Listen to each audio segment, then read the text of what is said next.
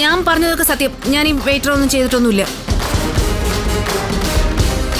നിങ്ങൾക്ക് വിശ്വസിക്കാൻ പറ്റുമെങ്കിൽ വിശ്വസിച്ചാൽ മതി. ഞാൻ പോവാ, എനിക്ക് വേറെ പണിയുണ്ട്. അങ്ങനെ മാഡം അങ്ങ് പോയാലോ? മാഡം ഇവിടെ നിക്ക്. ആ ഫുട്ടേജ് കണ്ടിട്ട് പോയാ മതി.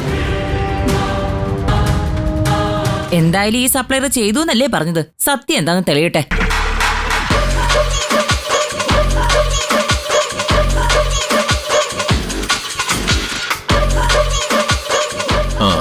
എന്താ കിട്ടിയോ പ്രശ്നം? സാർ.